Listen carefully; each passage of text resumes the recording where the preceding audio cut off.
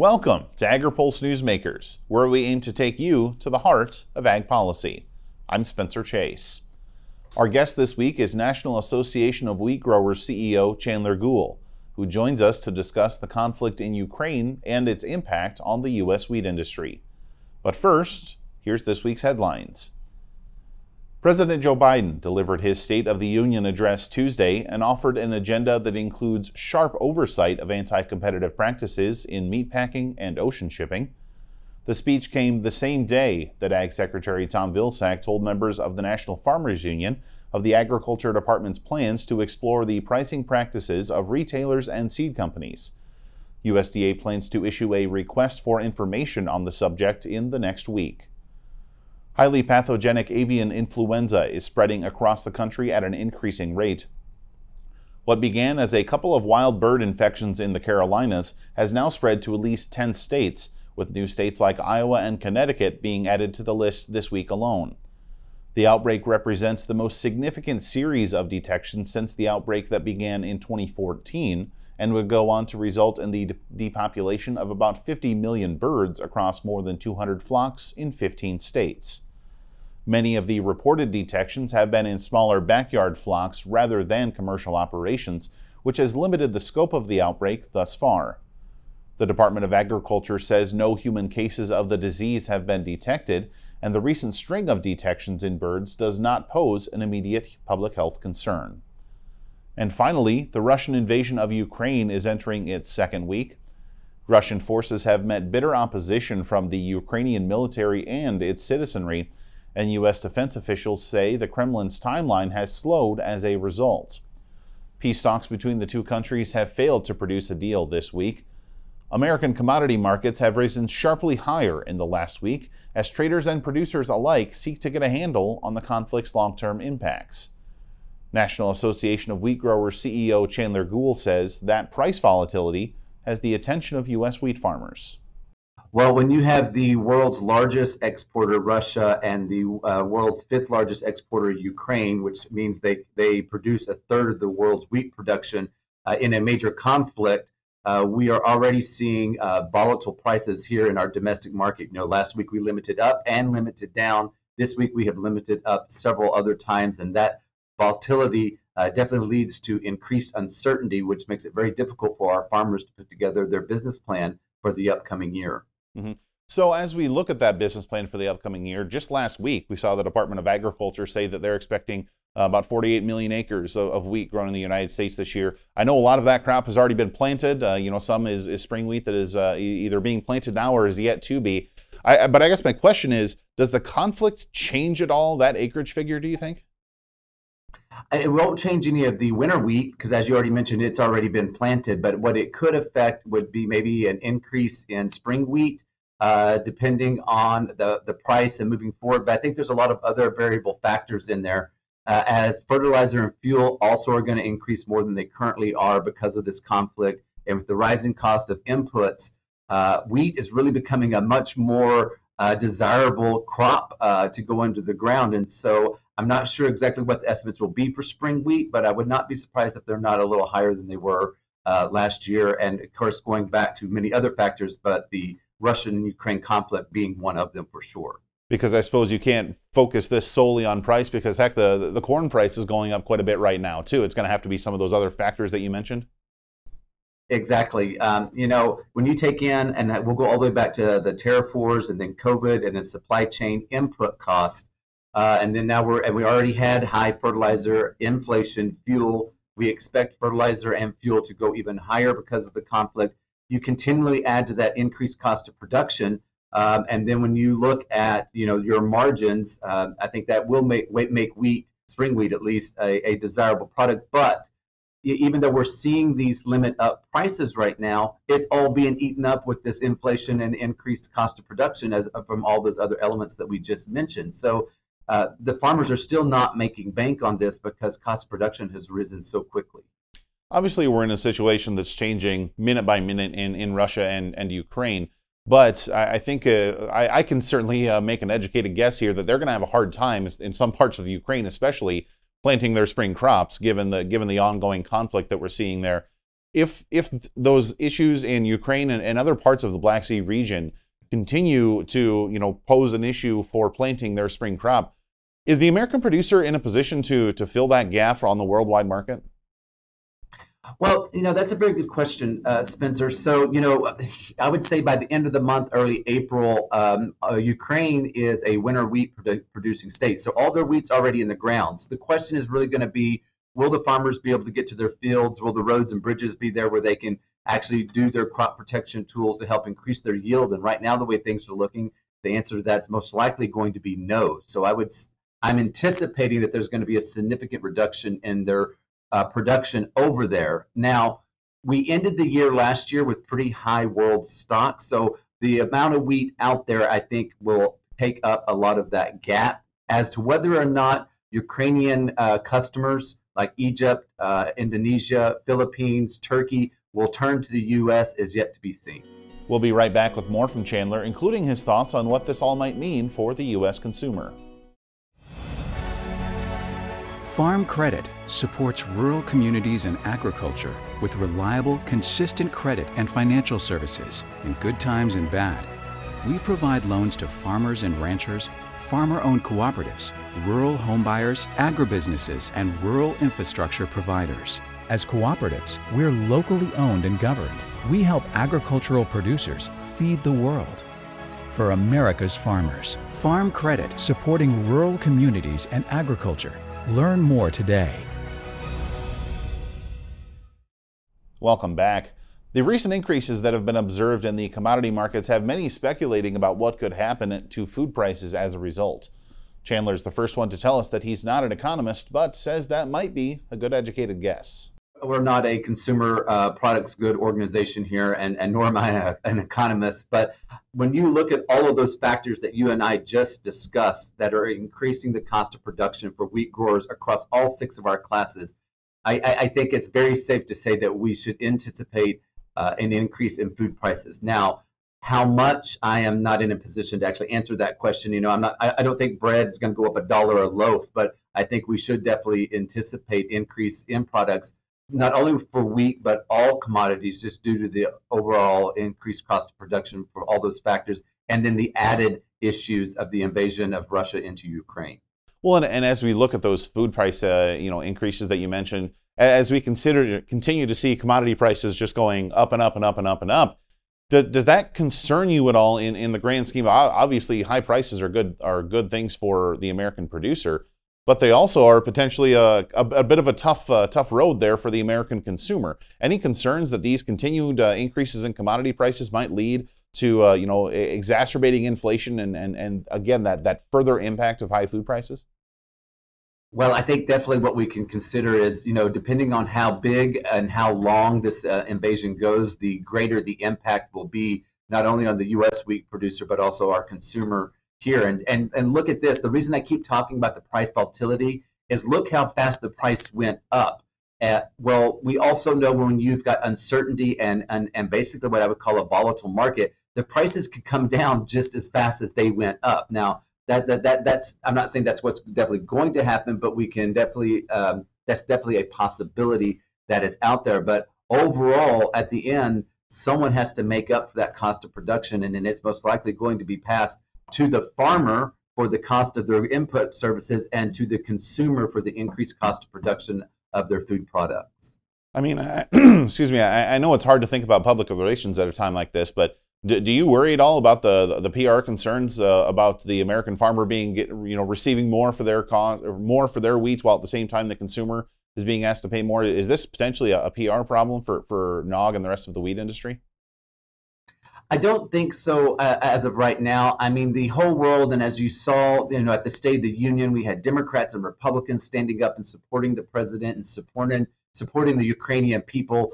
If it's tied back to that, I think that we will be able to move forward. But if this is going to be prolonged for 6 months, a year, 2 years, if we continue to have inflation and these high input prices and things along those lines, then I think we will need to do an education campaign of why food has gone up. And then, of course, depending on what the USDA and the administration do to tackle inflation, of course, they've also talked about releasing the 30 or 40 million barrels of oil to help with the fuel price. So, I mean, I think this is definitely on everybody's radar screen, but I don't think we're to a PR crisis yet. Everybody's very aware of the international situation that's affecting all of us across commodities and all other goods. Well, you say across commodities, NAWG is one of the groups that's going to be gathering in New Orleans next week for the Commodity Classic, along with corn, sorghum, and soybeans, as well as the equipment manufacturers. But I asked that, or I mentioned that, because that meeting is usually a place where the commodity groups like NAWG and the others will set kind of some upcoming priorities for the rest of the year.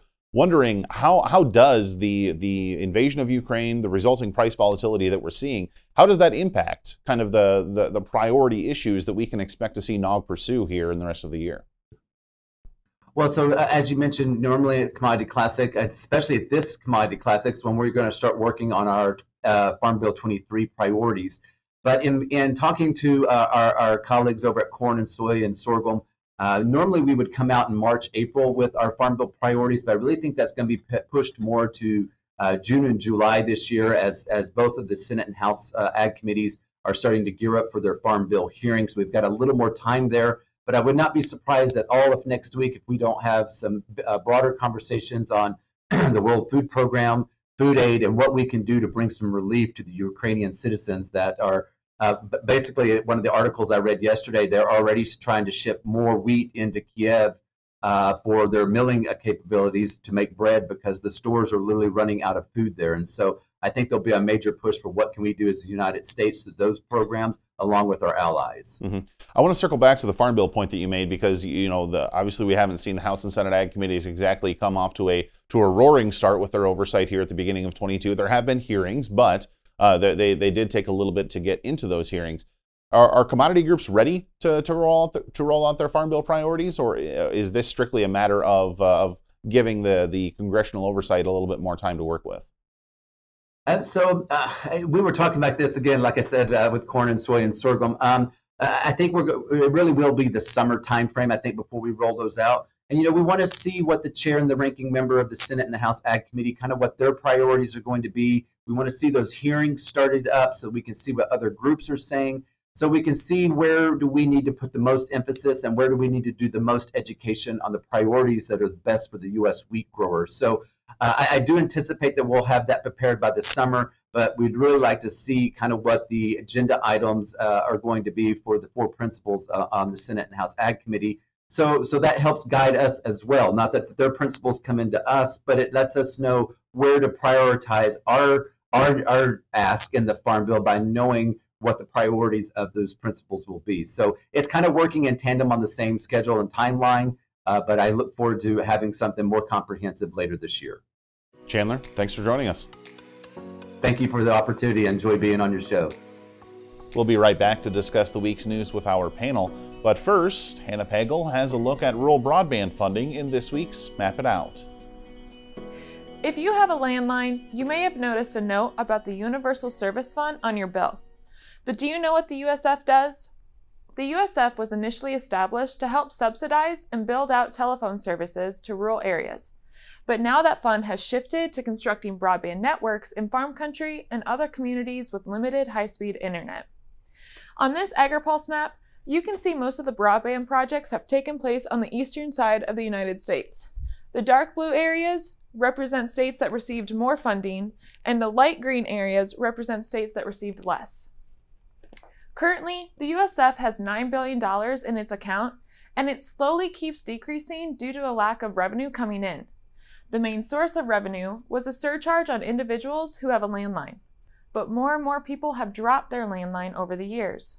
Fewer landlines mean less money for the USF. The Federal Communications Commission is looking to reform the USF and restabilize its funding, but rural policymakers and the largest broadband providers are split over who should be footing the bill.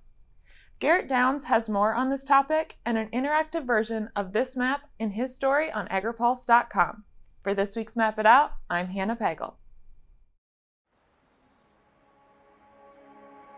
Farmers are always there for each other. We shed tears together, we celebrate together, but we also grow together.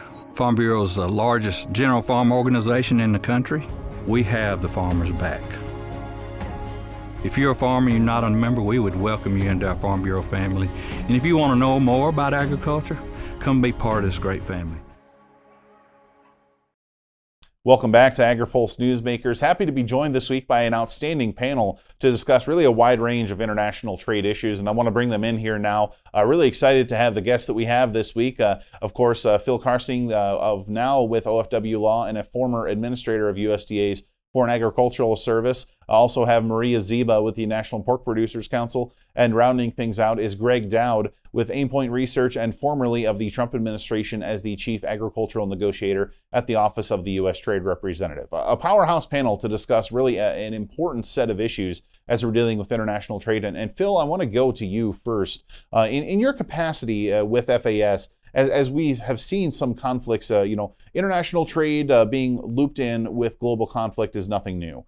But I am curious if you could take us inside the offices of FAS, of USDA, when a new conflict arises that is going to have an impact on U.S. agricultural trade. What are the conversations like, and what are the steps that are typically taken? Well, this is obviously a much bigger impact because Ukraine is such a breadbasket for that part of the world. All in the lead up to this, I'm sure that a lot of information and data and information is being fed up through people at Post. One of the strengths of FAS is that they've got people in a lot of different posts around the country where they can get real on-the-ground information and intel. That gets fed up through FAS, through the Secretary's office, and then through the White House for the sub-cabinet meetings as well. So it's a pretty, I think, comprehensive information gathering process that we can be proud of as Americans. So that's on the government side, but I want to shift a little bit to the private sector side. And Maria, I'll bring you into the fold here.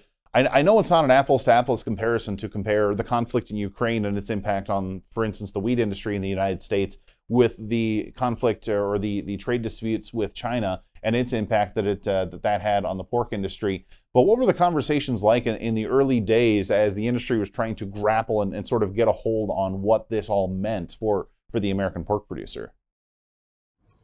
Well, looking back at the trade retaliation that we faced a few years ago and continue to face in China specifically, we went from a 72% tariff into the Chinese market, and now we're at 37%. And that really put us at a disadvantage at a time where China really needed a lot of pork and pork products because of the ongoing ASF crisis. And it's really depressed some of our exports to the Chinese market. Similarly, when we had conflicts with Mexico and that 20% duty there, it also depressed our exports significantly to then our largest volume market. And so we'll see what this brings with the conflict in Ukraine. There are some key markets where, for example, Vietnam, we are really interested in, and Russia is a top supplier of pork to Vietnam. And perhaps this will create an opportunity for us in such a tragedy. Mm-hmm. Well, and Greg, I want to bring you into the fold here because obviously it seems like it's really, really tough these days to separate geopolitics from American agricultural trade. We've seen the retaliatory tariffs, like Maria just mentioned, get brought into the fold before. But I wonder, is it possible at all to divorce global geopolitics from American agricultural trade? Do you think the two are just going to be forever linked? Well, I don't know about the global geopolitics of this, but I see this in three phases and steps. Number one, the Ukrainian Navy has mined the port of Odessa and their ports to keep the Russians from destroying the ports. These are major ports. The Ukrainians export half as much corn to the world as we do. They export more wheat than the United States does. This is a major supply of grain for the world. No one wants to touch Russian wheat right now. You have the SWIFT implications. No self-respecting vessel owner anywhere in the world is going anywhere near the Black Sea. So the discussions with regard to particularly the wheat, corn, and vegetable oil markets in the world, this is one of the most disruptive things maybe in my career that we've seen. So and the implications of this are day to day. We'll be right back with more from our panel right after this. It takes a seed to grow. That simple idea inspires and informs the team at marketing, communications, and consulting agency, Curious Plot. Our 2022 Seed to Succeed Pro Bono Grant Program will offer $75,000 worth of in-kind services to a nonprofit organization in the agriculture, food, or animal care markets. Organization nominations are accepted until close of business on March 18th. Learn more at curiousplot.agency. Welcome back. While the impact of the Russian invasion of Ukraine is most evident in the Black Sea region, our panel believes the impact will soon be felt around the world and suggests steps that could be taken here in the United States as a result. The public perception of U.S. ag exports today is of the highest regard with regard to food safety, first and foremost. Everybody respects that. Great conversations with China to that regard. The issue is really price. I mean, everybody, and let's talk about the wheat market for a minute. I'm an old wheat guy. The United States is the world's residual supplier of wheat. You've heard that a million times. And the answer is we've got plenty of wheat in stocks right now, but it's at a price. And the question is it at a price that people can afford in places like Egypt? Egypt is the biggest wheat buyer in the world. They'll go to India, they'll go to Romania, they'll go to Germany, they'll go to France, they'll go to all kinds of places to find the cheapest wheat in the world for what they do. We've got the wheat, but it's going to be expensive. I don't think there's any question about it. Mm-hmm. Phil, I want to bring you back into the fold here because given your experience on Capitol Hill, your experience at USDA, I wonder domestically, we're seeing a big surge in commodity prices. I think it's an educated guess to say there could be a corresponding jump to come in terms of food prices, but I wonder domestically, is there anything that needs to be done at USDA on Capitol Hill to mitigate the impacts of this on American consumers, but also to provide relief for consumers around the world, including those that might be seeking to evacuate Ukraine? Well, there's a lot of things going on right now. I think I just learned last night, WFP, World Food Program, is shipping about 400 tons from stockpiles in Turkey to the border on Ukraine with Poland and Moldova, or Poland and Romania right now, maybe Slovakia and Moldova later on. And so I think there's going to be a sort of a global concerted effort to try to address the challenges here. What this portends for us at home, I mean, it remains to be seen. This is just a lot of volatility, and it can all be traced back to a war of choice by Vladimir Putin. And so we're going to be thrown a big wrench. I would say also that when prices get really volatile, we have a little more residual ability to deal with that here in the United States. In a lot of super poor countries, they don't. Look at places in the Middle East, North Africa. It can be a lot more devastating to some of their food supplies. We have a little more resiliency here in the United States. Well, and Maria, bringing you back in here, we've seen the U.S. pork sector become sort of collateral damage in trade discussions before. But wondering, you mentioned the possibility for additional exports to Vietnam, given the Russians potentially coming out of that market by a little bit. But wondering, is the U.S. pork industry bracing at all for potential higher input costs, be it higher cost of corn, things of that nature, as a result of this conflict, and any potential impacts that could have on U.S. pork exports? Well, our industry certainly has faced a number of higher input costs, and that's why we saw our prices of pork and the CPI jump 15% from the year before, and according to USDA estimates, we're likely to see 3 to 4% further increase of U.S. prices of pork at the grocery store this year. It all comes down to higher inputs, whether that's on the feed side. We're also facing major labor shortages, not only on farm, but at packing plants. And all those really feed into higher prices for consumers. And it really starts with the inputs, but also can be directly tied to the shipping and export crisis and the delays of inputs and getting vessels offloaded at the West Coast ports and U.S. agricultural goods exported out. So it's a big shift and impact for our producers, and it's unfortunately going to likely impact consumers in the United States and abroad. So obviously big impacts that we're watching for in terms of things that will impact the American producer, the global producer, as well as the global producer and consumer, as we all look to get a handle on the long-term impacts and the short-term impacts, really, of this Russian invasion of Ukraine. Phil, Greg, Maria, appreciate you all joining us. We'll be right back, but first, our Hannah Pegel explores some crop insurance figures in this week's Ag by the Numbers. Surging commodity prices have pushed crop insurance guarantees to record highs this spring. That means more risk protection for growers. But higher insurance guarantees also come with a cost. Better commodity prices mean farmers will also pay larger premiums to cover higher risk. The insurance price released Tuesday for corn grown in the Midwest and Plain states will be $5.90 per bushel this year, up from $4.58 a year ago and less than $4 in 2020. Farmers in southern states will see a somewhat lower insurance price of $5.75 per bushel due to USDA's price discovery period being earlier in the year. The insurance price for Midwest-grown soybeans is $14.33 per bushel, well above the high of $13.49 in 2011. The soybean price was $11.87 just a year ago and $9.17 for 2020. Interested in learning what this means for farm policy? Check out Phil Brasher's story on Agripulse.com. For Agri-Pulse, I'm Hannah Pegel. Join us for the 2022 Agri-Pulse Ag and Food Policy Summit. Speakers will discuss the groundwork for the next Farm Bill on March 21st at the National Press Club and through our virtual experience. Register today under the Events tab at Agripulse.com.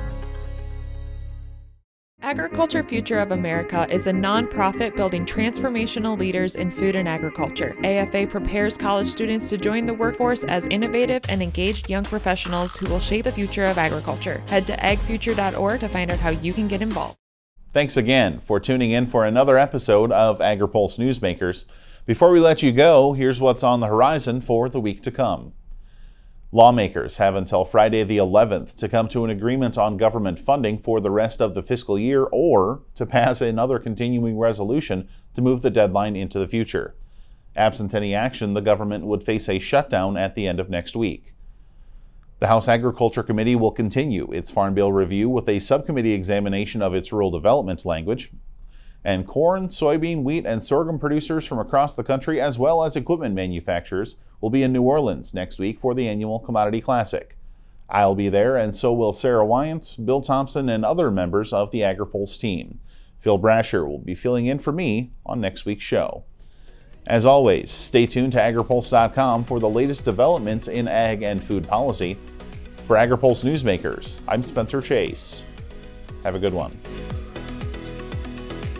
Newsmakers is a production of Agripulse Communications. For more ag policy news, visit Agripulse.com. You can also find our new content on YouTube and wherever you get your podcasts. Don't forget to follow Agripulse and our correspondents on social media to get breaking news and more.